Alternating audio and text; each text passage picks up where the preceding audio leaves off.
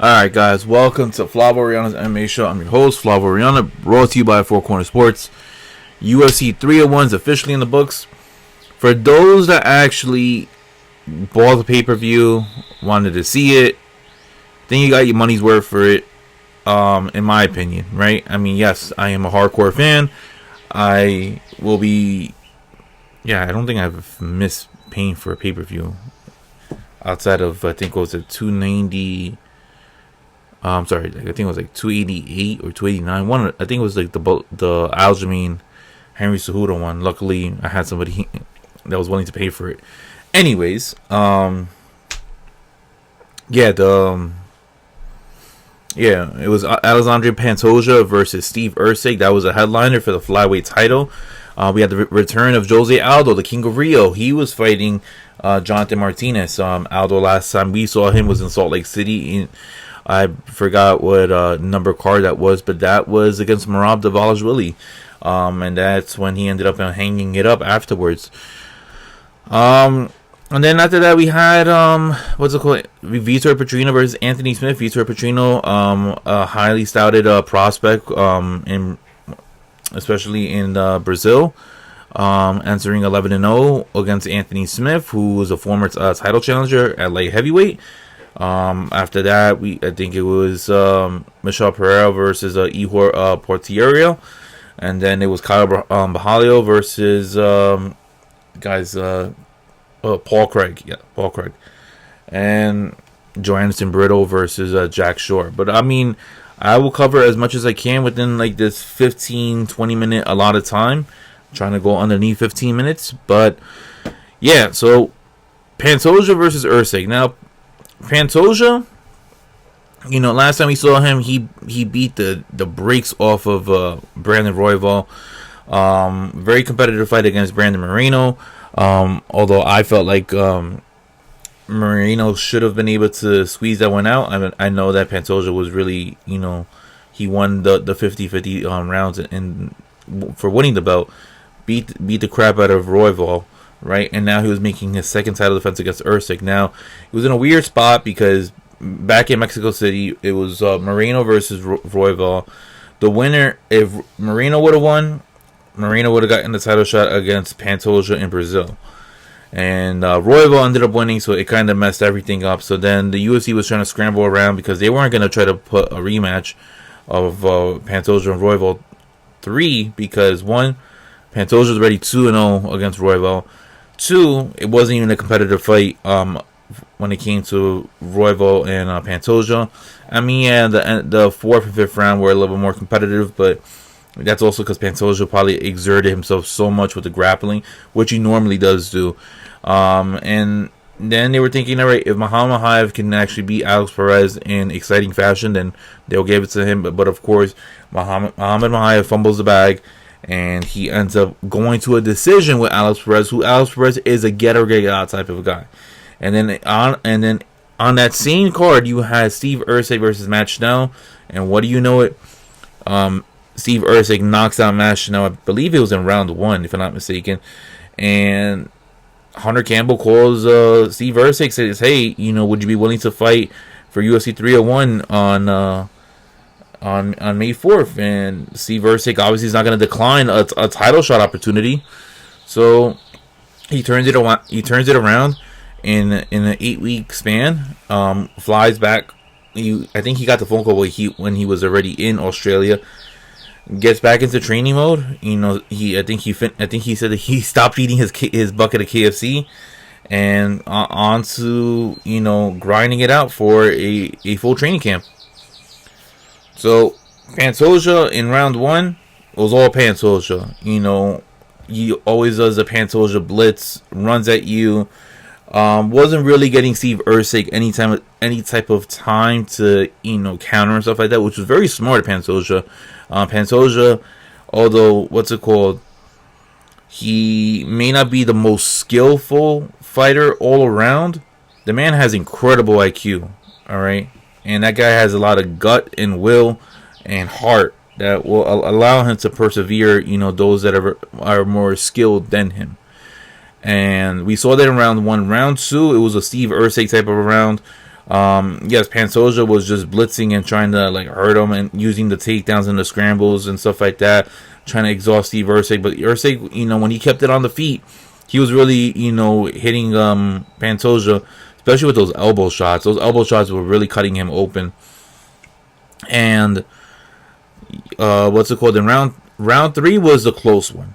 That's the one that you had to ask yourself whether or not was this a Pantoja round or was this a Steve Erceg round. I gave it to Pantoja because I think Pantoja did a lot more in that round, especially with the scramble, especially with just getting in your face and octagon control and stuff like that. I know Erceg landed a little bit more significant strikes and stuff like that, and it really determines like what's your criteria of scoring. I felt like the control time, I feel like that paid a lot of dividends into getting him that round. And then as well as, Pantoja was just always just trying to, advance into a more dominant position. And then in round 4, I gave it to Steve Erceg. Steve Erceg was, landing shots to the body, landing shots to the face, throwing combinations, utilizing the elbow shots that really had hurt Pantoja. There was at one point where Pantoja immediately ended up grabbing the side of his head. I think he was worried that the cut was really bad. Once round 4 was over, his corner had to calm him down and tell him like, hey, it's just a small cut, it's all right, no need to worry. Because I could understand how he's probably feeling. You start seeing blood coming down. You have that high adrenaline that's pumping in you, so more blood's going to be pumping out. The last thing you want is for a big cut or a gash that's going to affect the fight, and the ref would have to intervene and say, hey, this fighter can't continue, and then you lose your belt. Which none of that even happened, but that's probably the mindset that Pantoja had, in between rounds 4 and 5. And then rounds 5, it was honestly to me it was 2-2 going into round 5. I felt like if Pantoja was going to apply that pressure and takedown and scramble with Erceg, he was going to be able to seal the deal. If Erceg was going to keep the fight on the feet, he was going to be able to seal the deal. But Erceg, I don't know, very questionable move in round 5.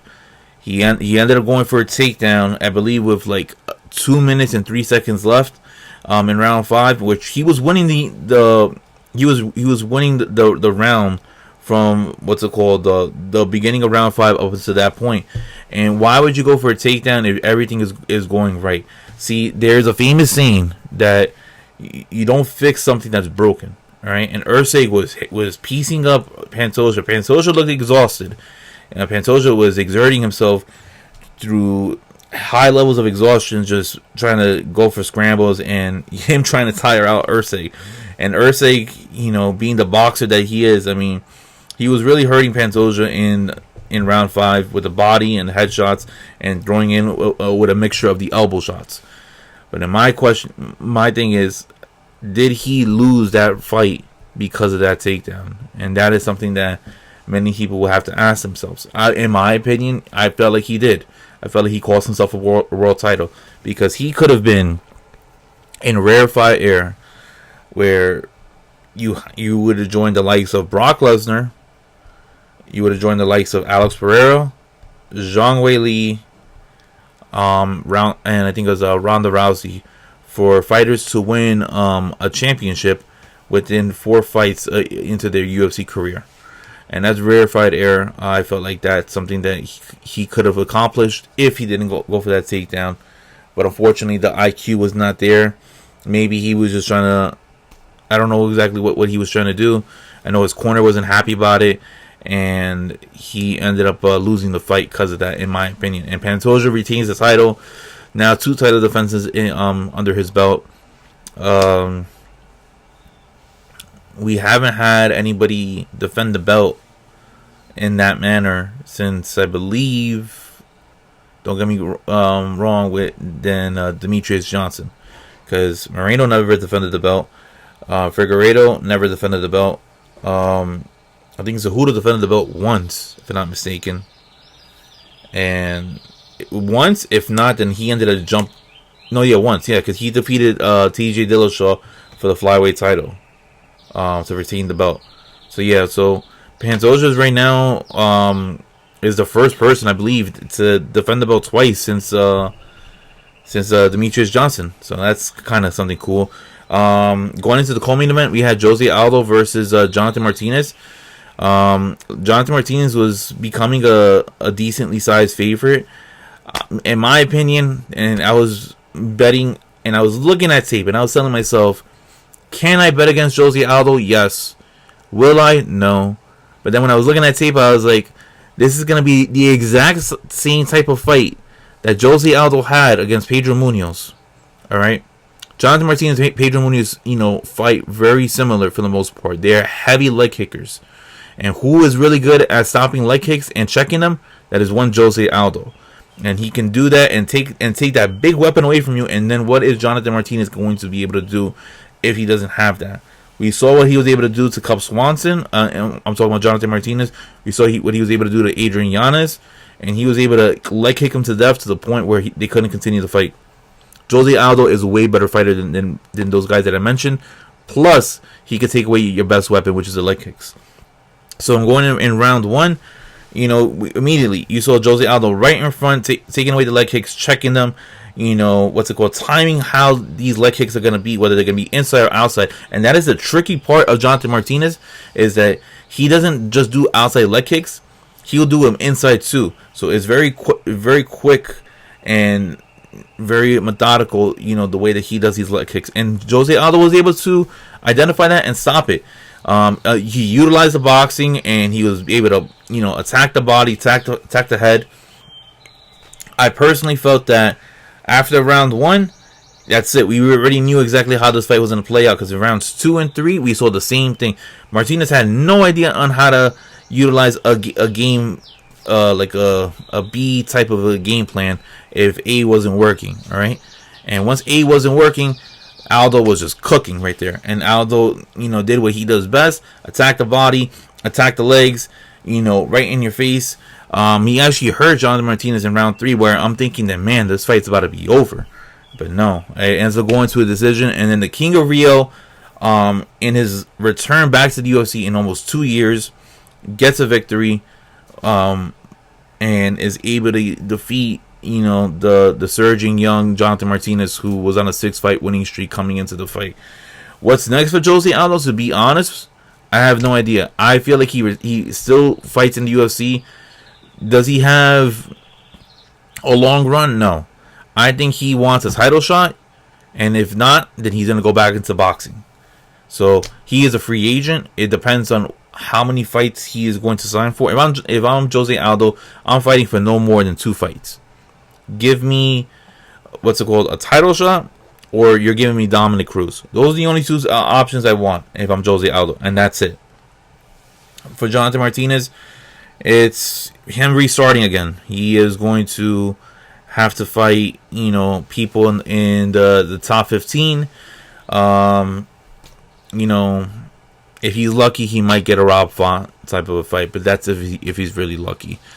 And then we had Anthony Smith versus Vitor Petrino. Anthony Smith ends up submitting Vitor Petrino, as Vitor Petrino was doing work on the stand-up game.